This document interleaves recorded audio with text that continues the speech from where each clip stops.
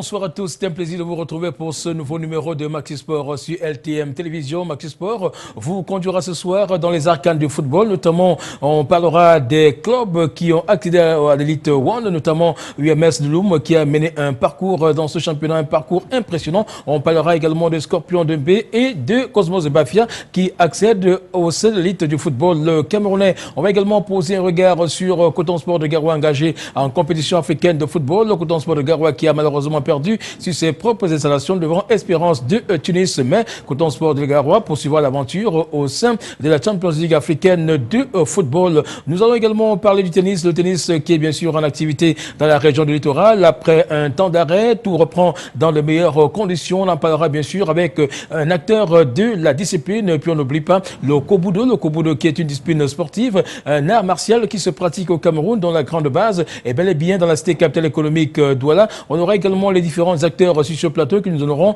d'amples informations sur le Kobudo, ce sport qui se pratique dans la région du littoral et dans certaines localités du Cameroun. On n'oublie pas le powerlifting dont les acteurs préparent activement les championnats du monde de la discipline qui vont se dérouler dans quelques semaines du côté des États-Unis. Donc samedi dernier, la cité capitale économique a abrité des compétitions permettant de dénicher les talents qui vont valablement représenter le Cameroun à ces échéances internationales. Voilà donc pour l'essentiel. Merci de vous installer confortablement. Maxi Sport, c'est bien sur LTM Télévision.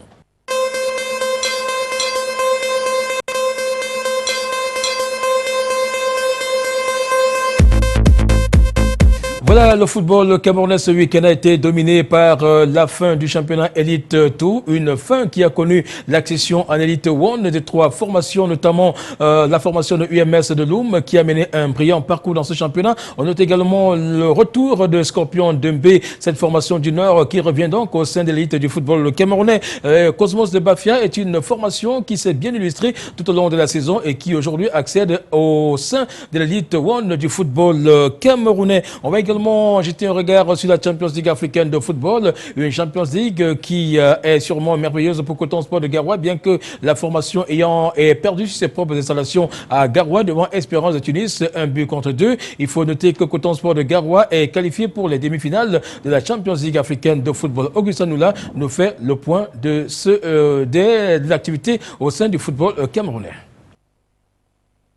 C'est dans la douleur que Coton Sport de Garoua a bouclé la phase de poule de la Ligue des champions d'Afrique.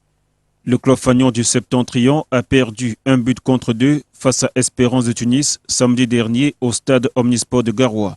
Un revers sans incident cependant sur la situation des cotonculteurs dont la qualification pour le dernier carré était acquise depuis la précédente journée. En demi-finale, le représentant camerounais va défier le tenant du titre, Al-Ali du Caire, qu'il avait déjà rencontré malheureusement en 2008 en finale. Dans l'autre affiche, Espérance de Tunis affrontera les Sud-Africains d'Orlando Pirates. Match aller entre le 4 et le 6 octobre prochain. Sur le plan local, le générique de fin du championnat Elitou a défilé ce week-end à l'issue de la 26e journée. Au terme d'une petite finale au Mancon Stadium de Bamenda, Cosmos de Bafia a composté son billet pour la première division aux dépens de National Polytechnique de Bambu. Alors qu'elle avait besoin d'une victoire pour assurer sa montée, l'équipe locale, qui menait 1-0, a pris un but à 2 minutes du coup de sifflet final. Pour sa première expérience en deuxième division nationale, Cosmos de Bafia est promu en première division, tout comme l'Union des mouvements sportifs de Loum, une autre révélation, et Scorpion de B. La déception de cette compétition n'est autre que l'Aigle Royal de la Menoie, tenu en échec 0-0 au stade de la réunification de Douala par AS Matolo. Le club phare de la Menoie est relégué en division inférieure. Un échec qui n'a rien de surprenant au vu des problèmes administratifs et autres tensions de trésorerie qui ont plombé les ailes de l'oiseau de la Menoie tout au long de cette saison. Sont également relégués en deuxième division régionale Tico United, champion du Cameroun en 2009, et HL Football Club de Yaoundé. Voilà, belle affaire pour ces formations qui accèdent en Elite 1, notamment Union des mouvements sportifs de Loum, cette formation mise sur pied par l'honorable Pierre Kouemo. Il faut noter que cette formation a réalisé un véritable parcours impressionnant dans ce championnat. Et il faut noter que maintenant, l'interrogation, c'est de savoir sur quel stade va évoluer l'équipe de UMS de Loum.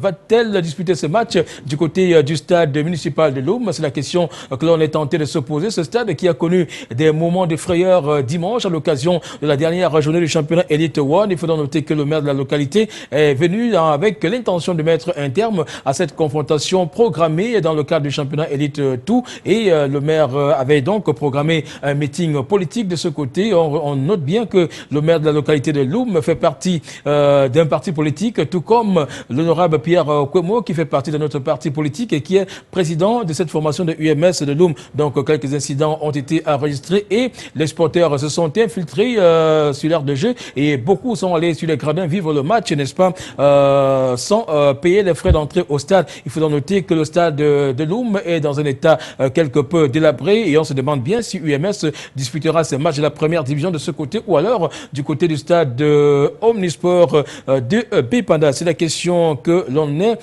tenté de se poser. On aura sûrement la suite dans les semaines à venir. On va également parler d'une formation qui accède à l'Elite One. C'est bien Cosmos, j'allais dire, c'est la formation de Scorpion de B, une formation qui connaît bien la première division au Cameroun pour avoir évolué la saison dernière et qui est d'ailleurs descendue. Il faut donc noter que l'équipe revient donc en force avec d'autres ambitions. On espère que cette fois-ci, l'équipe n'aura plus des problèmes d'ordre financier. On va également noter la montée d'une autre formation qui s'est bien illustrée au sein de l'Elite 2. Il s'agit bien de Cosmos de Bafia, une formation qui honore la région du centre et surtout le département du Grand Bam. Il faut donc noter que du côté de Bafia et dans certaines localités environnantes, c'est la grande fête parce que c'est une grande première d'avoir une équipe en première division, une équipe comme Cosmos de Bafia que l'on considère comme un démembrement de Canon Sportif de Yaoundé. On sait très bien que le président de cette formation, à savoir le président Bombok, a été le président de Canon Sportif de Yaoundé pour des raisons, des problèmes qu'il a eu avec Canon Sportif de Yaoundé et il s'est permis de fonder Cosmos de Bafia. Aujourd'hui, il est au sein de l'Elite One et je crois que les duels entre la formation de Cosmos de Bafia et Canon Sportif de Yaoundé seront vraiment relevés la saison prochaine. On va tout simplement noter que du côté de Bafia, on attend à aller supporter cette formation et en attendant donc, c'est la fête dans les familles du côté de Bafia et c'est l'occasion pour nous de faire un clin d'œil à Madame Ndong qui regarde LTM du côté de Bafia et qui supporte cette formation, tout comme Paul Ndjambi qui sûrement est un fan de cette formation de Cosmos de Bafia. Ils sont donc nombreux, les Bafia, les Mbamois qui vont donc soutenir Cosmos de Bafia la saison prochaine. On va donc poursuivre avec Tico United. Là, nous rentrons dans le registre des clubs qui n'ont pas réussi à se maintenir au sein de l'Elite 2. Tico United qui était champion du Cameroun en 2009 qui malheureusement retrouve la deuxième division régionale après un mauvais parcours au sein du championnat Elite 2. On va également noter la descente aux enfers de la formation de HLFC Dessa. HLFC Dessa qui va évoluer la saison prochaine en deuxième division régionale dans le centre. Et il faut noter que cette formation a passé quelques années au sein de l'Elite 1, l'Elite 2 autant pour moi et malheureusement le club dirigé par Achille Manga n'a pas pu se maintenir. L'attention reste focalisée sur une autre formation. Là, c'est une formation mythique du Cameroun, à savoir Aigle Royal de la Ménois, qui va donc évoluer la saison prochaine en deuxième division au sein du championnat régional de l'Ouest Cameroun.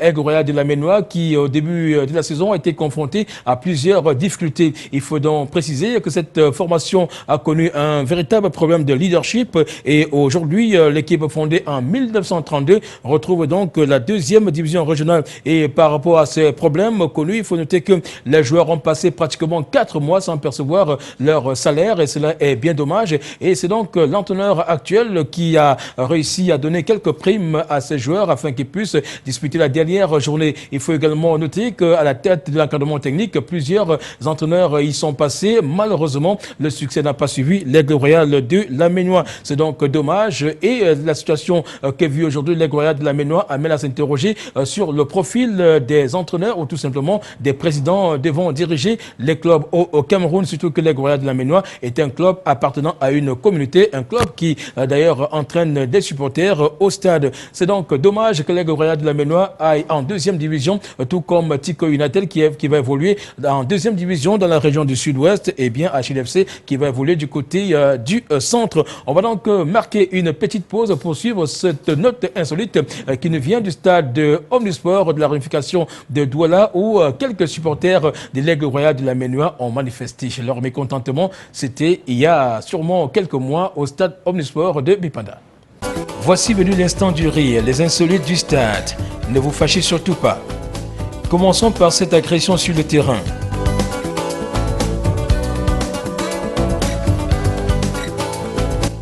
Bon, prenons ce papa, fan de canon sportif de Yaoundé, à la tribune. Chez lui, ça commence doucement.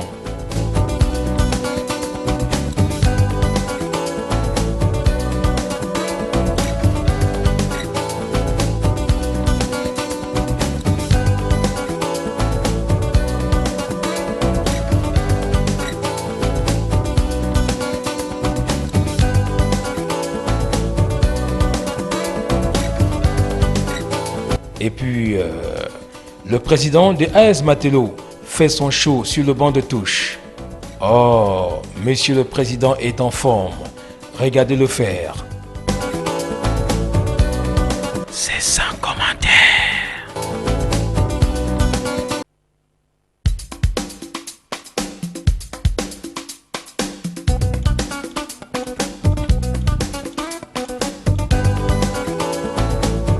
C'est sans commentaire.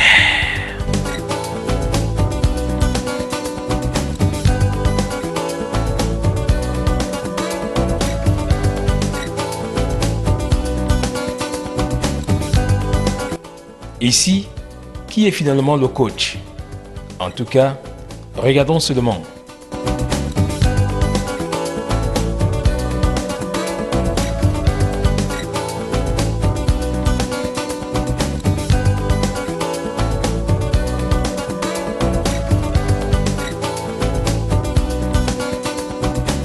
C'est sans commentaire.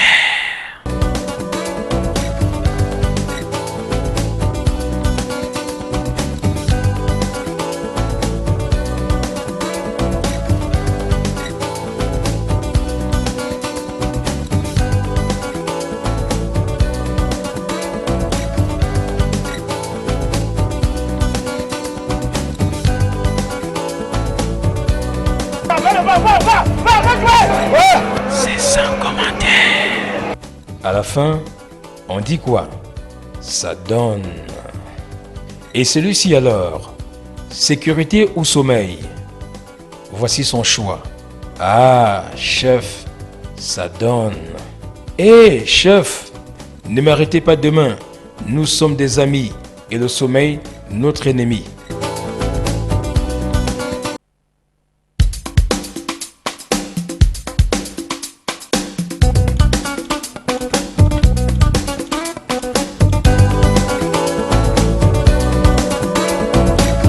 Regarde ce qu'il fait au voisin.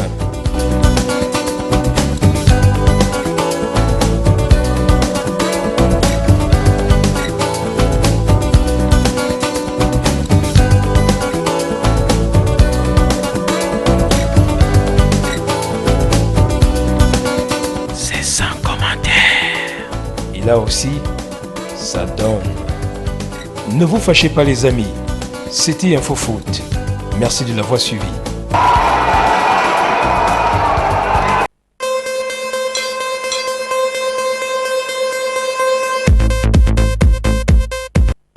Voilà, on va maintenant parler de Coton Sport de Garoua engagé en compétition africaine de football. Le Coton Sport de Garoua qui a malheureusement perdu dimanche devant Espérance de Tunis.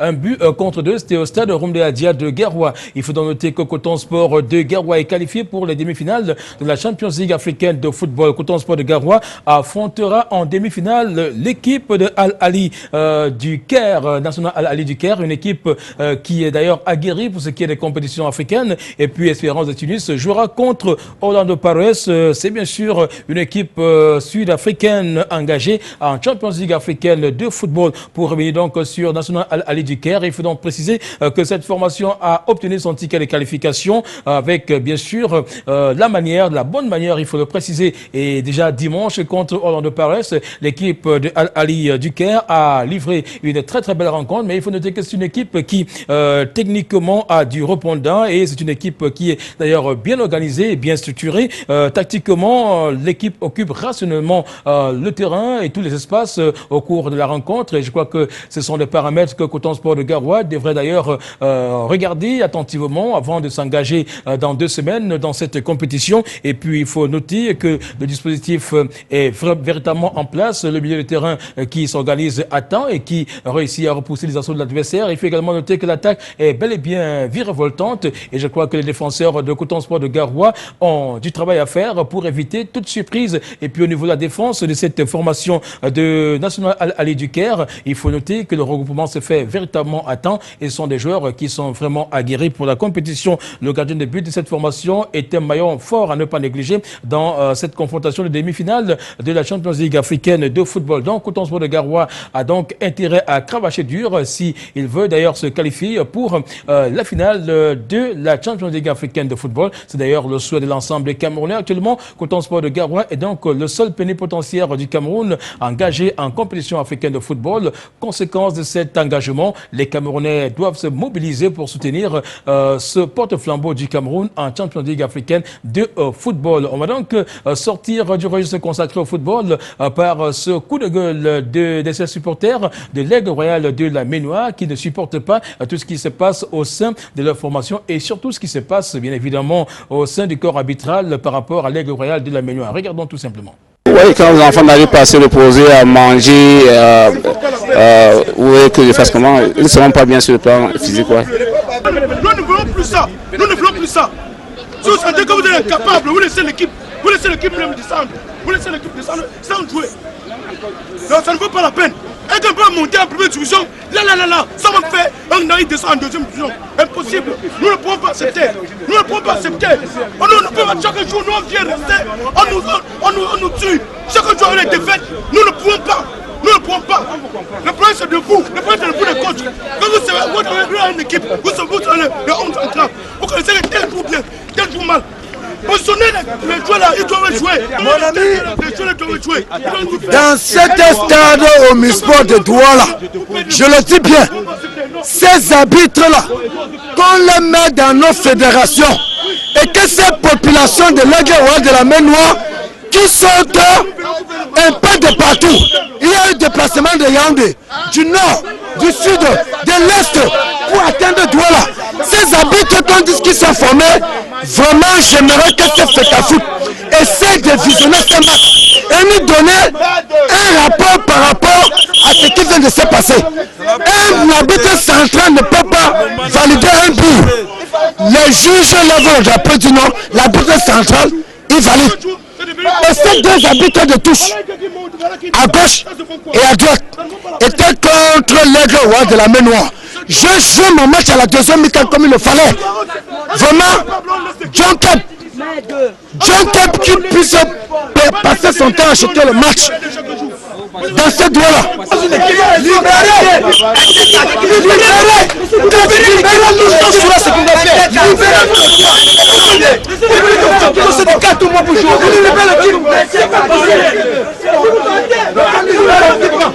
Est-ce que c'est possible? Mais moi, qui a mené la population, qui donnait la recette à la FECAFOOT, elle était à mon ami, tu m'arrêtes, je horreur. Je vais lâcher tomber. Vous allez lâcher.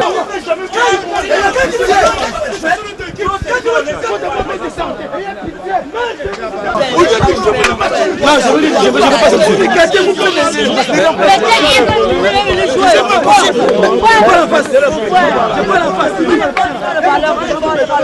c'est pas une combat. Ah mon frère.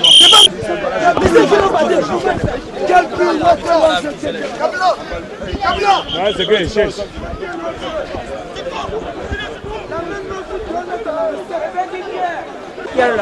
Il n'y a pas de problème, c'est la loi du domicile.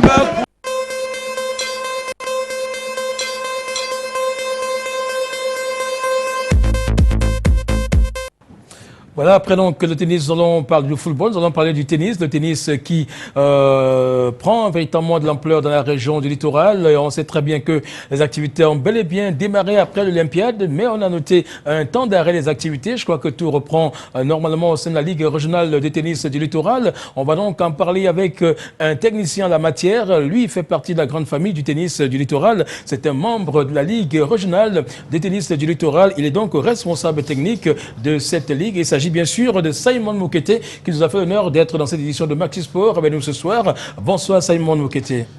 Bonsoir Safi et bonsoir à tous les pratiquants du tennis dans la région littorale. Alors je précise à l'intention de nos téléspectateurs qu'en dehors des fonctions que vous occupez au sein de la Ligue régionale de tennis du littoral, vous êtes entraîneur de tennis, entraîneur de formation. Alors voilà, vous faites partie également de cette fédération de tennis. Alors est-ce qu'on peut savoir à travers vous quel est l'état de santé du tennis camerounais aujourd'hui? Merci une fois de plus de me donner la parole. Je tiens aussi à remercier LTM pour tout le soutien que cette télé apporte pour tout le sport en général, en dehors du football. La santé du tennis, un peu, je pense que je vais parler plus précisément de la région littorale. On va arriver à la région littorale. On voudrait faire déjà un état global de la situation. Je pense que on n'a pas, depuis le début de la saison, on n'a pas encore eu de tournoi au niveau national, ce qui est triste. Je regrette profondément. J'espère que les choses vont bouger après la saison de pluie. Mais je pense que c'est un nouveau mandat qui démarre pour le président de la fédération. Je pense que les élections sont passées avec beaucoup de griefs et des choses comme ça. Mais je pense que dès la fin de la saison de pluie, les activités reprendront plus sérieusement. Est-ce que c'est effectivement la pluie qui est à l'origine du non-lancement des activités sur le plan national? Vous savez, je ne pourrais vraiment pas parler au nom de la fédération parce que je ne travaille pas pour la fédération. Vous avez quand même un regard sur cette fédération? J'ai un regard et bon, en tant que technicien, j'ai par exemple des joueurs et des joueuses qui s'entraînent pour prendre part au tournoi.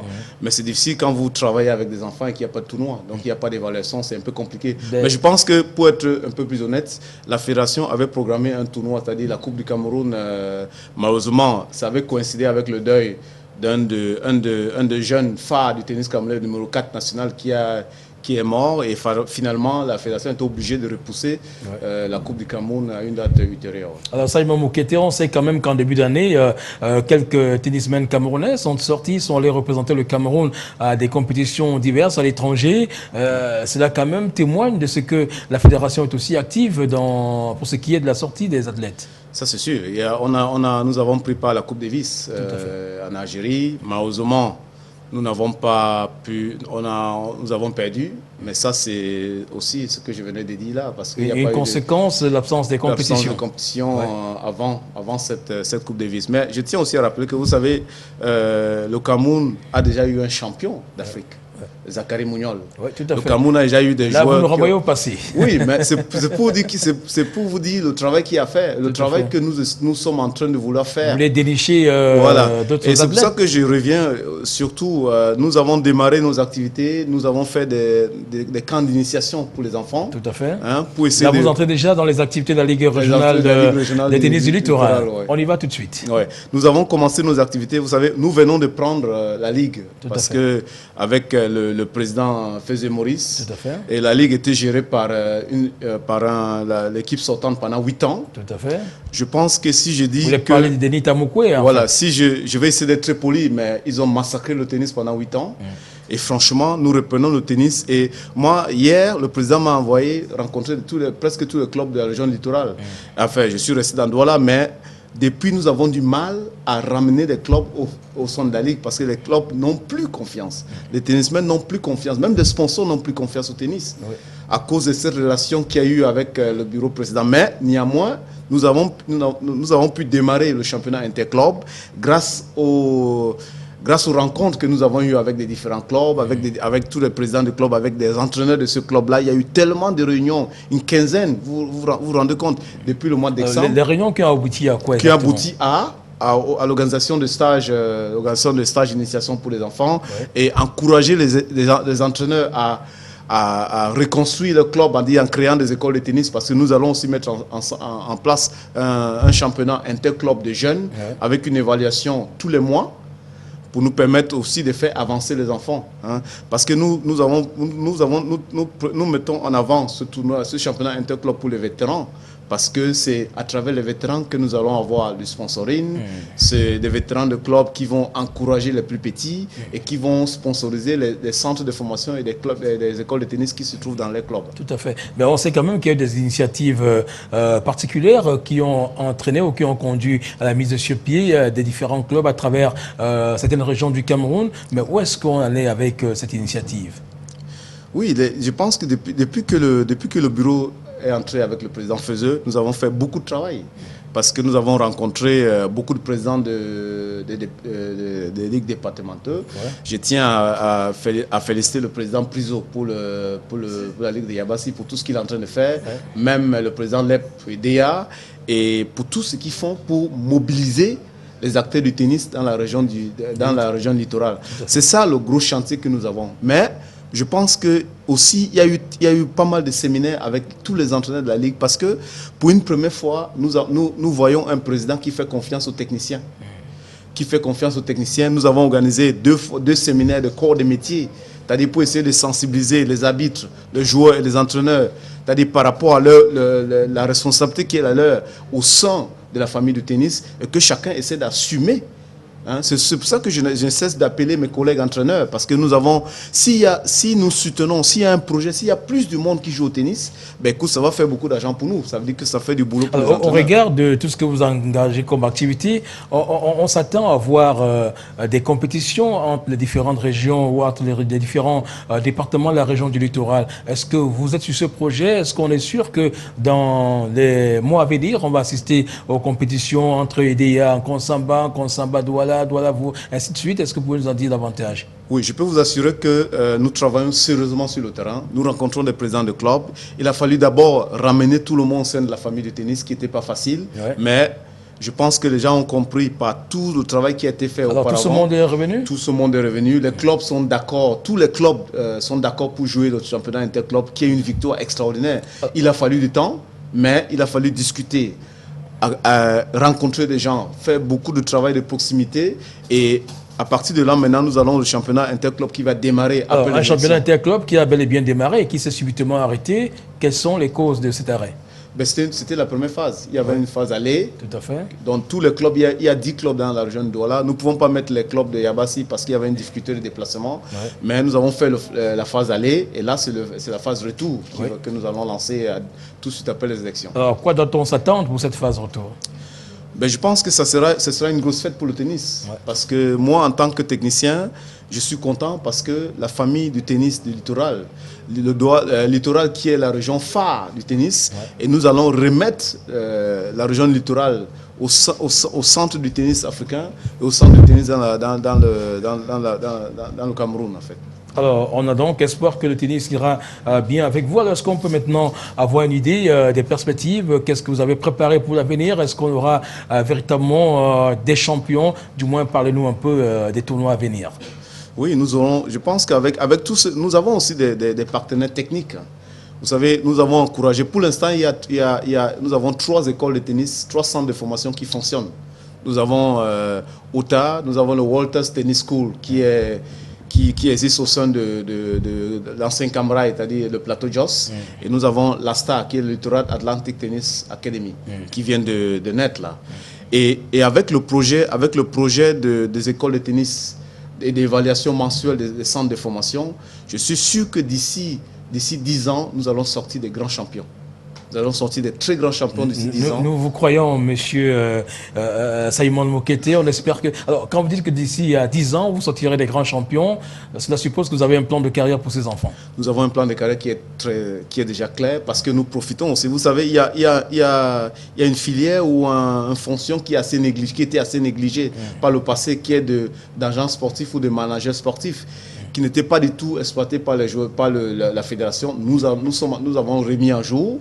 Il y a certains anciens joueurs, il y a des joueurs qui sont à l'extérieur, qui sont tellement intéressés parce que ça va être une autre perspective pour les joueurs, pour les entraîneurs, parce que nous avons beaucoup d'entraîneurs, c'est comme nous ne savons pas, nous avons tellement d'entraîneurs camerounais qui sont expatriés de tennis, qui travaillent dans plusieurs pays africains. L'entraîneur de Gambie, c'est un Camerounais, celui qui était en Centrafrique, c'est un Camerounais, il y en a plus, au Tchad, c'est un Camerounais. Nous avons beaucoup d'entraîneurs camerounais qui travaillent dans tous les autres pays et nous voulons vraiment pousser le tennis à un niveau assez intéressant et nous comptons vraiment sur RTM, sur vous tous, quoi. Alors, Simon Moukete, vous êtes entraîneur de tennis, de formation. Alors, qu'est-ce que vous faites au quotidien pour recadrer vos collègues entraîneurs? Ben, vous savez, parallèlement, je suis aussi le président de l'association des entraîneurs de tennis du Cameroun. Voilà, ça fait plaisir. Et nous avons fait beaucoup de boulot. Nous essayons d'encourager la solidarité olympique pour organiser les stages parce que si les entraîneurs ne sont pas en niveau, ça va être un peu compliqué. Parce que pour l'instant, nous avons une trentaine d'entraîneurs qui sont diplômés. C'est pas assez. C'est pas assez. Nous devons tout faire pour pousser la fédération et la solidarité olympique pour essayer de trouver des fonds pour qu'il y ait au moins, d'ici 4 ans, qu'il y ait au moins 100 entraîneurs diplômés, diplômés de la Fédération internationale. Et naturellement, nous allons le sentir sur le terrain. Parce que là, il ne suffit pas de mettre un panier de balles pour entraîner un enfant. Il y a tellement de choses qui rentrent en compte. Il y a la discipline, il y a l'approche, il y a le bien-être, parce qu'on n'enseigne pas seulement le tennis. Quand on est enseignant, on enseigne aussi qui on est. Tout à fait. Donc le message est important, le comportement de l'entraîneur est important. Donc il y a toutes ces petites choses que nous devons prendre en compte et nous essayons de partager entre collègues. Alors, beaucoup de jeunes pratiquants de tennis rêvent aujourd'hui d'aller évoluer du côté de Souza, où Monsieur Joseph Oyemborg a quand même mis sur pied une structure pouvant accueillir des compétitions de tennis. Alors, est-ce qu'on peut avoir l'assurance que dans les années à venir ou dans les semaines ou les mois à venir, on pourra évoluer de ce côté-là? Mais tout d'abord, avec votre permission, je tiens à saluer le travail que fait Joseph Oyemborg. Nous avons grandi tous à Limbé, je suis anglophone. Ouais. Nous avons tous grandi à Limbé, à Bota plus précisément, sur les cours de la CDC et de la Sonara. Et il y a eu des mécènes à Limbé qui nous ont tellement encouragés, qui nous ont fourni des chaussures, des raquettes, parce que nous, on n'arrivait pas, nous, on partait de quartiers pauvres, de Limbé pour aller jouer au tennis. Mais il y a eu des messieurs qui nous ont donné un coup de main extraordinaire. Vous savez, le tennis nous a tout donné. Ouais. Et aujourd'hui, vous remettez c'est pour ça, parce que même le travail que nous faisons pour la Ligue, c'est du bénévolat. Il n'y a pas d'argent. Tout ce que nous faisons là, c'est parce que nous aimons ce sport, nous avons envie de partager. Et le travail que Oyemborg a fait, parce qu'il pouvait avec l'argent qu'il a de la couleur douce, mais il est conscient de ce que le tennis lui a donné. Et il est en train de donner la chance à tous les enfants, à tous les jeunes. Parce que vous vous rendez compte, c'est les premiers coups en terre battue du Cameroun. C'est extraordinaire. On a quand moi, j'ai un seul mot, c'est vraiment merci pour Oyemborg, pour tout ce qu'il a fait. Et les enfants lui diront également merci. Alors on vous dit merci Simon Moukete d'être venu. Sûrement vous avez une dernière révélation à faire à l'endroit de tous les tennismen qui vous regardent en ce moment sur LTM Télévision. Oui, moi je vais juste interpeller tous les présidents de club. Je pense que hier, je suis allé à Happy Sport, j'ai discuté avec le président Domche. J'étais aussi à Sawaland et j'ai discuté avec les responsables là-bas, avec Kobena, avec TPG, il y a un coach avec le coach Happy qui font du bon travail. Moi, je demande à tous les présidents de continuer, d'ouvrir le club aux jeunes, d'aller chercher les enfants de la rue, de les donner les chances.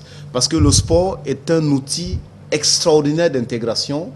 Et franchement, nous avons l'obligation en tant qu'adultes, en tant que responsables, en tant que structure de sport, d'encourager les enfants, de pousser les enfants à être obéissants, à être disciplinés et à les montrer la voie. Je pense que c'est aussi ça le rôle du tennis et c'est aussi ça le projet. C'est pour ça que je soutiens le projet du président, la vision, parce que je travaille sur une vision, la vision du président de la Ligue régionale littorale, le président Fezeux Maurice. À qui nous faisons un clin d'œil d'ailleurs. Voilà, je tiens vraiment à le féliciter pour tout ce qu'il a fait depuis le début de l'année. Et je tiens aussi à dire que le bureau, la Ligue régionale du littoral a un siège que le président a ouvert 2 ans avant les élections. Tout à fait. Qui est à l'immeuble, comment on appelle ça? Nous aurons l'occasion de venir visiter ce siège pour en savoir davantage et bien sûr donner l'information à nos téléspectateurs parce que beaucoup de présidents de fédérations et des ligues se baladent avec leur structure dans leur mallette et ça pose parfois problème en fin de saison. Merci Simon Moukete d'être venu. Peut-être juste une dernière précision. Je tiens à dire à tous les fans que le tennis est le tennis est de retour. Et notre slogan, ceux qui ont participé à la marche, c'est que le tennis est un sport réservé à tous. Voilà. Et non un sport réservé à une certaine élite. Voilà, merci d'être venu. On vous souhaite beaucoup de courage et bonne chance au tennis. On va prendre une petite transition, le temps de revenir sur ce plateau, parler du powerlifting.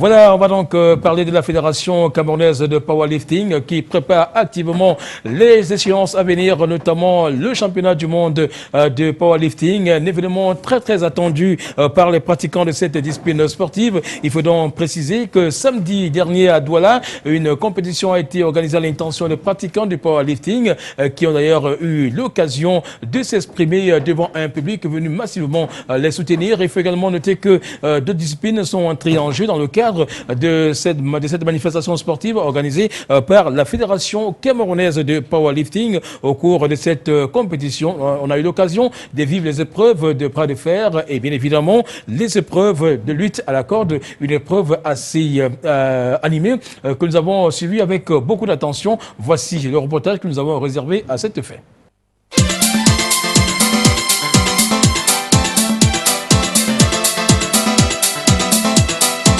C'est au collège Alfred Saker de Douala que la Fédération camerounaise de powerlifting a mobilisé ses nombreux adeptes pour une compétition dont l'objectif majeur était de dénicher les talents pour les échéances à venir, notamment les championnats du monde de powerlifting. Et ils sont venus nombreux de divers coins du pays pour rivaliser d'adresse afin d'être retenus pour le stage bloqué en vue de ces compétitions.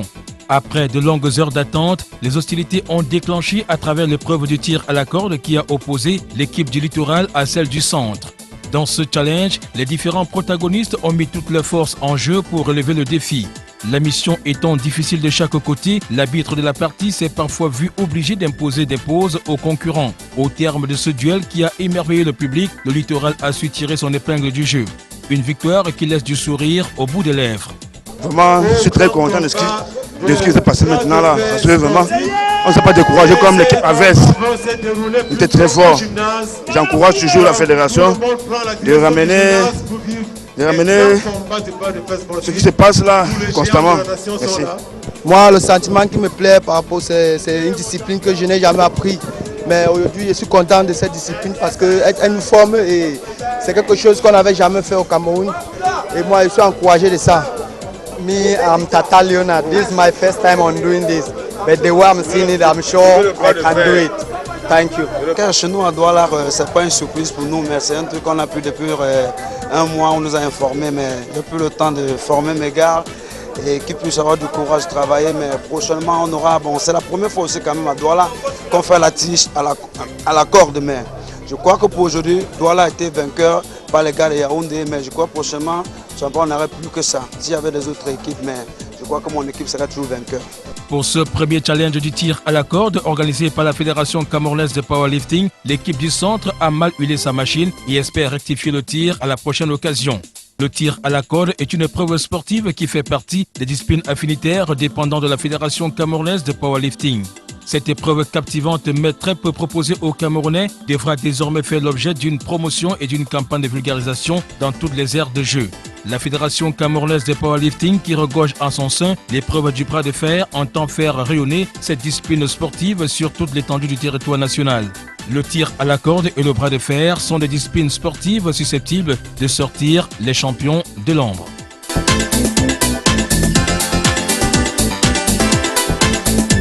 Voilà, belle épreuve sportive vécue dans la cité capitale économique samedi du côté du collège Alfred Saker. Après donc cette belle épreuve, nous avons entendu notre micro à un mordu de la discipline, à savoir Franck Roméo Nana, qui est arbitre et entraîneur de lutte à la corde. Il s'exprime sur les règles de la discipline au micro de Maxi Sport. C'est Franck Roméo Nana, arbitre et entraîneur de la discipline lutte à la corde. Comme je disais tout à l'heure, c'est une discipline qui est arrivée au Cameroun il y a déjà plusieurs années de cela. Nous avons donc décidé de relancer cette discipline. Vous savez, le Cameroun a déjà des potentiels énormes en cette discipline. Parce qu'autrefois, il y a eu des athlètes qui ont été sollicités à l'extérieur. Et je vous dis, c'est une discipline très intéressante, comme vous venez de voir.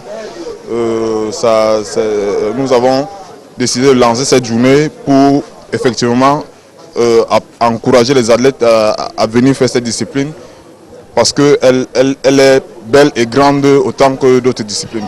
Alors, on a vu des moments d'arrêt signalés par vous en tant qu'arbitre. Est-ce qu'on peut savoir qu'est-ce que cela signifie bien et comment est-ce qu'on détermine le vainqueur? Justement, les temps d'arrêt, c'est un peu comme, je ne voulais pas citer sans publicité, c'est un peu comme le football parce que dans chaque discipline, il y a d'abord un chrono qui est d'abord fait et à base de ce chrono, il y a des fautes qui sont faites.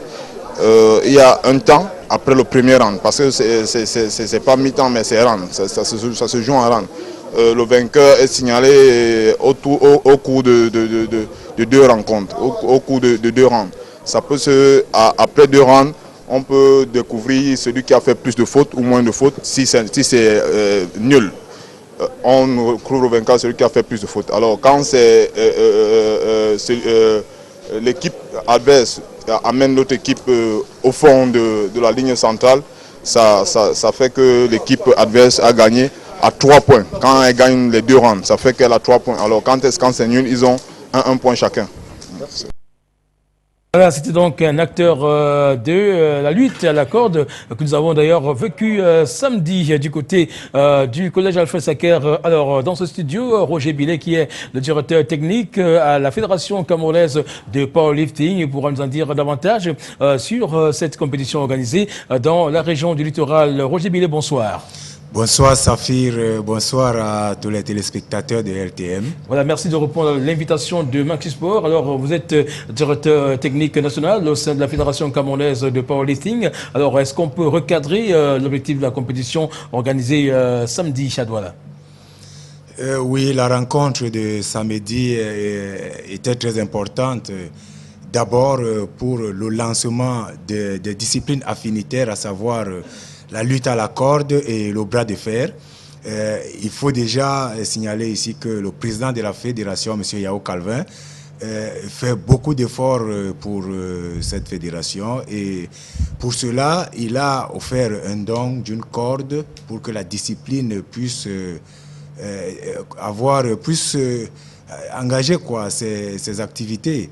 Et pour le bras de fer, il a aussi offert 2 tables pour permettre aux athlètes de pouvoir s'exprimer parce que cette discipline n'avait pas de matériel. Alors, ce sont des disciplines affinitaires et c'est la première fois qu'on vit de manière compétitive cet événement au niveau du Cameroun parce qu'on a souvent vu cette épreuve dans certaines circonstances, mais aujourd'hui, c'est une épreuve qui entre, n'est-ce pas, dans le cadre des activités de la Fédération camerounaise de powerlifting. Alors, est-ce qu'on peut savoir comment est-ce que les choses sont déroulées, comment est-ce que vous parvenez à mettre sur pied, n'est-ce pas, cette compétition de lutte à la corde et comment est-ce que vous parvenez à amener les enfants à pratiquer ce sport?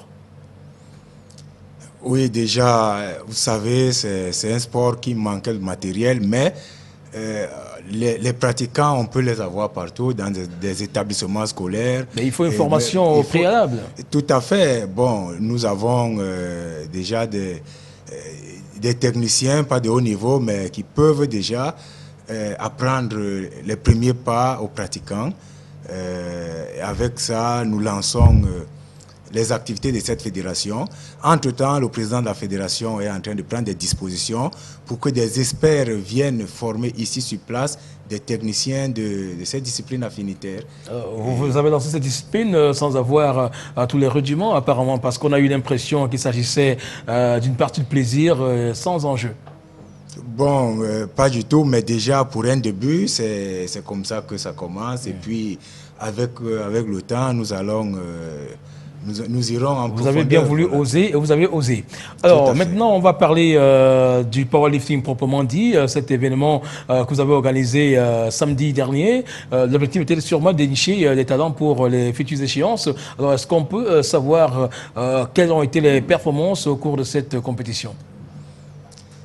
Oui, déjà, la compétition de samedi, du côté du powerlifting. Là, nous sommes dans le powerlifting, on n'est plus dans la lutte à la corde. Donc, je crois qu'on aura les images pour illustrer, n'est-ce pas, ce powerlifting.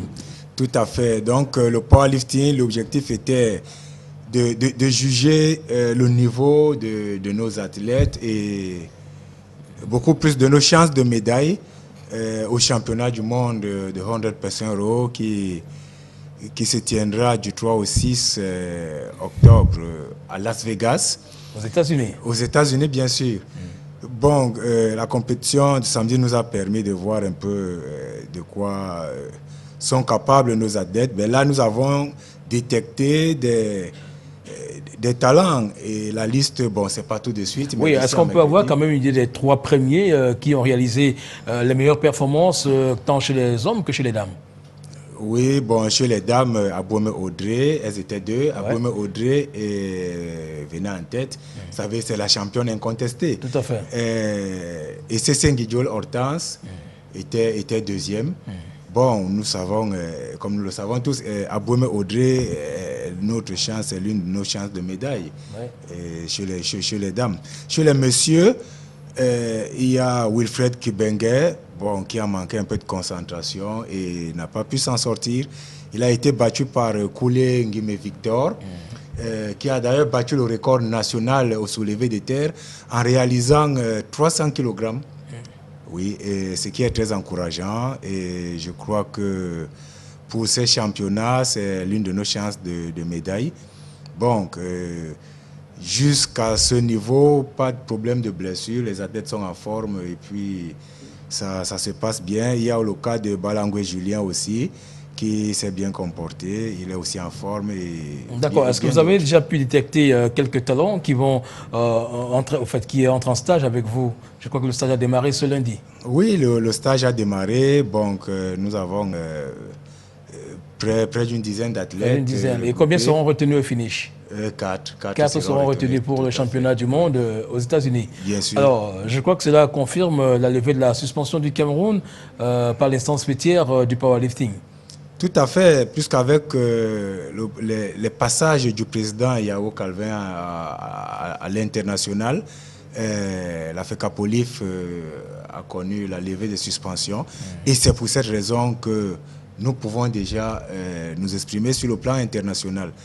Et pour cela, vraiment, un grand coup de chapeau au président Yao. Alors, le président Yao Calvin, qui fait beaucoup depuis qu'il est arrivé à la tête de cette fédération camerounaise de powerlifting, il a réalisé des voyages à l'étranger, question de défendre les honneurs du Cameroun. Et on sait très bien que le Cameroun avait été suspendu pour des raisons diverses. Et de toute façon, le secrétaire général de la Confédération africaine de powerlifting a effectué tout récemment une visite au Cameroun. C'était précisément le 13 juillet dernier où il confirmait la levée de la suspension du Cameroun, un acte qui devait être posé dans les mois à venir. Donc, il a précisé entre octobre ou alors décembre lors de la grande assemblée générale. On va donc suivre ce reportage qui nous entraîne dans cette visite qu'a effectuée au Cameroun au mois de juillet le secrétaire général de la Confédération africaine de powerlifting. L'arrivée du Marocain El Mahmoud Mohamed, secrétaire général de la Confédération africaine de powerlifting au Cameroun, le samedi 13 juillet 2013 est un grand signe d'espoir pour la renaissance de cette discipline sportive qui a pendant longtemps battu de l'aile au Cameroun. Vraiment, je suis très content d'être avec vous ici cette année. C'est très chaleureux, vraiment, l'hospitalité et tout. C'est magnifique, vraiment c'est très magnifique. Je suis très touché par ça. Ben, je suis là parce que normalement le Cameroun était suspendu de la Fédération internationale et africaine. Nous sommes ici pour régler le nouveau statut, ici d'établir et de faire un statut très intéressant au niveau de la Fédération camerounaise, sous l'égide du président M. Yao Calvin qui a fait un boulot très intéressant. Il essaie de faire le mieux pour améliorer la situation de powerlifting au niveau du Cameroun. Après la suspension du Cameroun par l'instance fêtière du powerlifting pour débandade des talents en République tchèque lors du championnat du monde du développé couché en 2009 et autres, les négociations entreprises par le nouveau président de la Fédération camerounaise de powerlifting, Yao Calvin, semblent porter des fruits. L'on s'achemine progressivement vers la levée des sanctions qui pèsent sur le Cameroun depuis des années.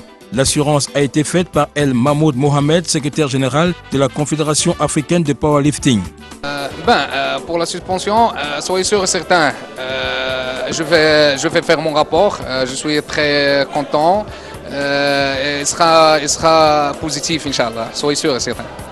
Il ne fait pas de doute que de nombreuses brebis galeuses se permettent le luxe de saisir au quotidien la Confédération africaine de powerlifting pour remettre les choses en cause. À la Fédération camerounaise de powerlifting, les dirigeants restent sereins et mettent tout en œuvre pour soigner l'image du Cameroun afin que ces athlètes puissent jouir des compétitions au-delà des frontières. La venue du secrétaire général de la Confédération africaine de powerlifting au Cameroun témoigne du souci et de la volonté de Yao Calvin de sortir ce sport de sa léthargie.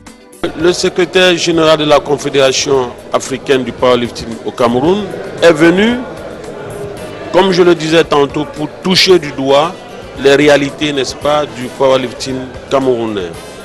Le secrétaire général de la Confédération est venu pour voir en réalité ce qui se passe avec le powerlifting camerounais, parce qu'il ne faut pas avoir peur de le dire.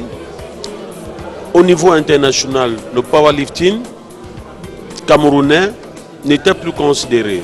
Et ceci est dû, n'est-ce pas, à la mauvaise manière de faire de mes prédécesseurs. Ils ne se sont pas bien comportés et le Cameroun était suspendu au niveau international.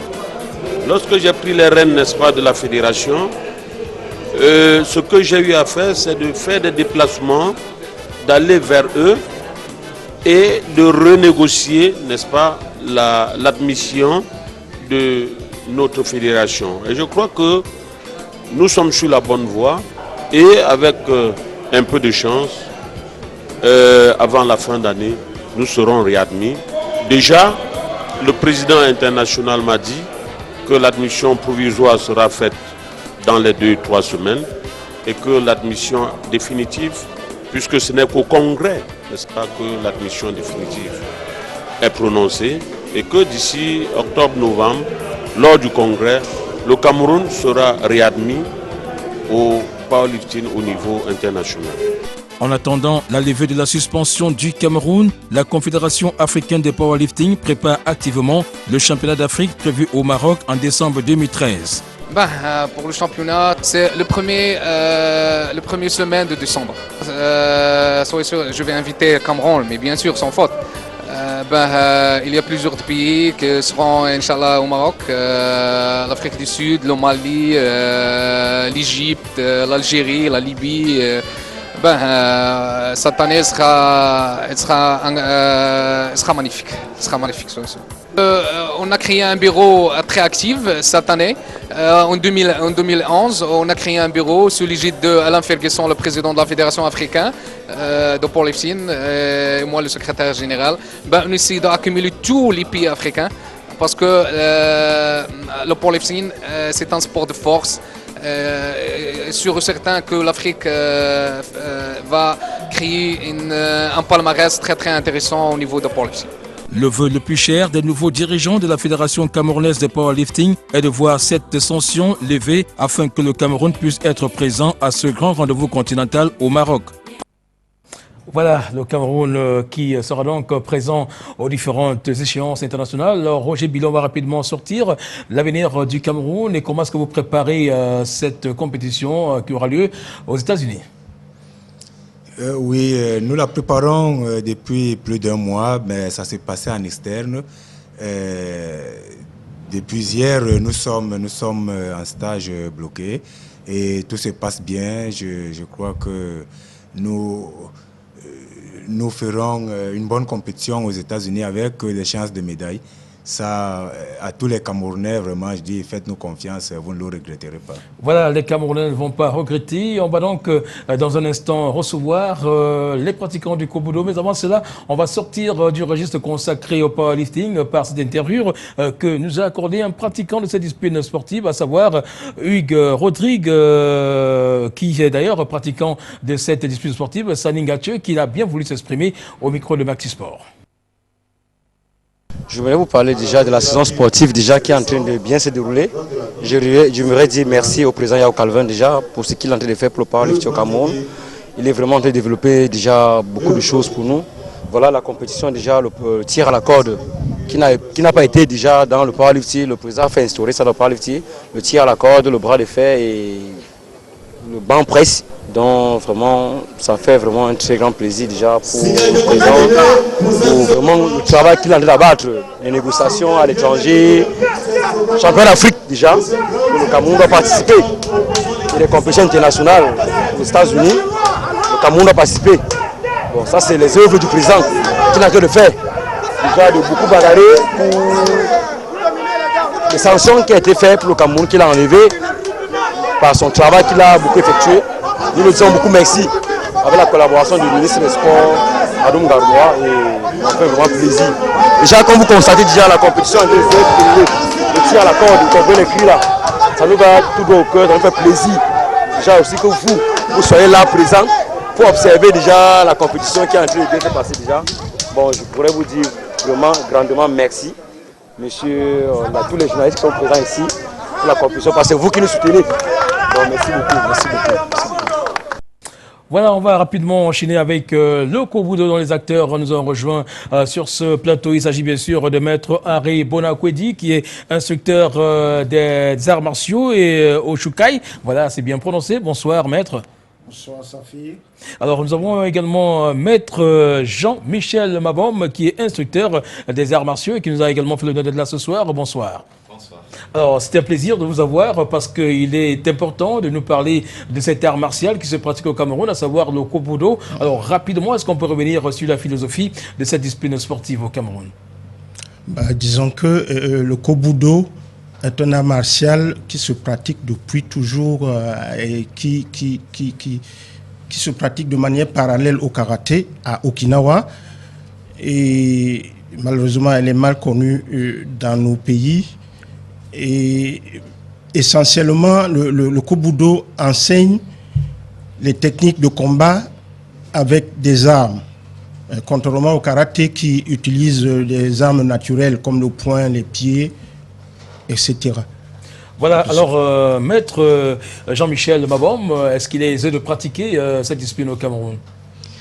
Oui, je pense que du point de vue purement pratique, il est aisé n'est-ce pas, de se mettre à cette pratique, tout simplement parce que le matériel que nous utilisons étant essentiellement fait de bois, pour la plupart, donc nos menuisiers peuvent, n'est-ce pas, les fabriquer aisément, de telle sorte que la pratique soit relativement aisée.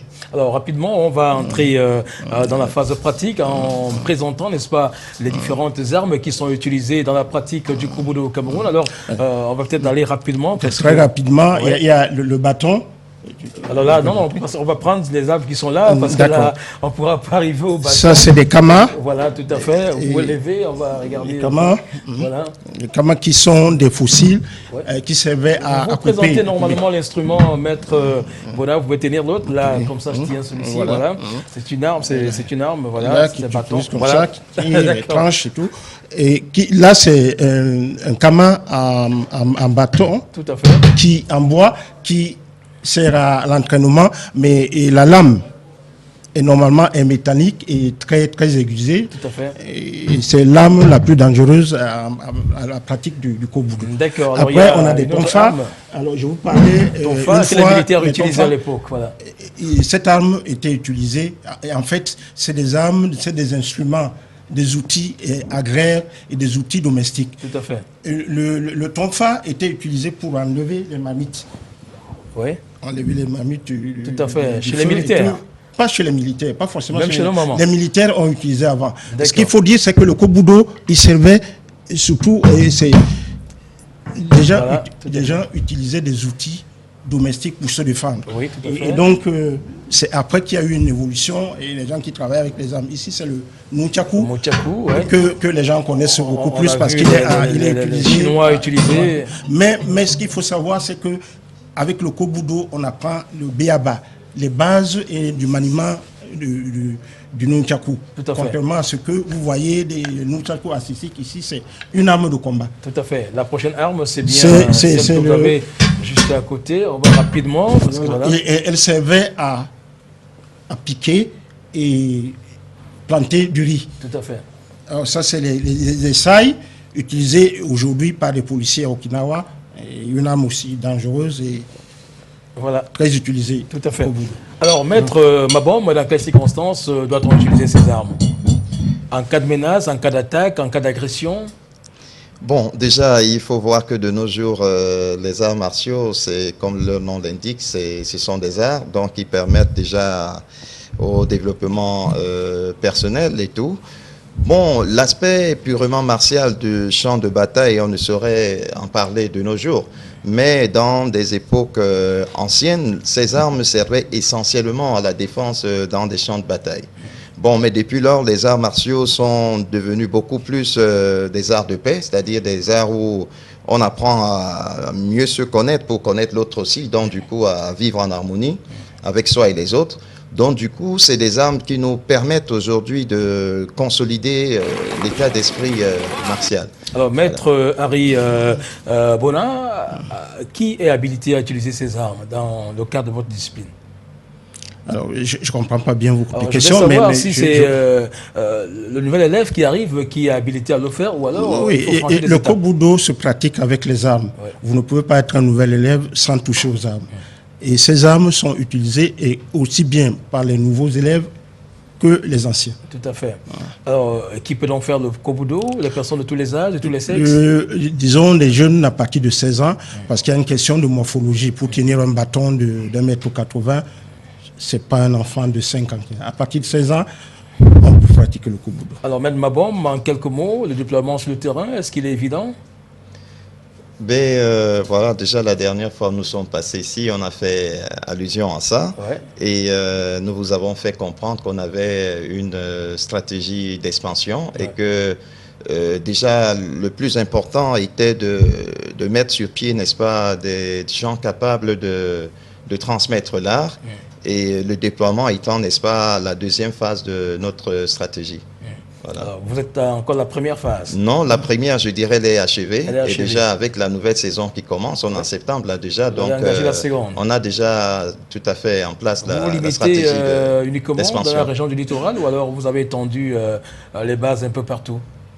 Ben, ce n'est pas forcément que dans la région du littoral. Nous pensons nous étendre vers d'autres régions du Cameroun. Voilà. Donc pour l'instant, c'est le littoral qui reste la base du kobudo au Cameroun. Oui, je dirais c'est pour le moment le socle. Voilà, je crois que le temps qui nous est imparti est arrivé à son terme. On aura l'occasion de revenir sur des aspects du kobudo. Maître Bona Harry, on vous dit infiniment merci d'être venu. Maître Mabom, oui. Safi, c'est nous qui vous disons merci parce que vous nous donnez une tribune, une occasion de faire connaître notre art. Tout à fait, Maître Mabom. Merci infiniment. On n'avait pas souvent eu cette occasion, mais maintenant qu'elle nous est donnée, je pense que c'est le kobudo qui gagnerait. Merci. Allez, on vous souhaite beaucoup de courage et bonne chance dans toutes vos entreprises. C'est ici que nous mettons un terme à ce numéro de Maxisport sur LTM Télévision. Nous allons vous retrouver dans nos prochaines éditions. Question de parler davantage de l'actualité sportive au Cameroun. Sportivement vôtre, bonsoir.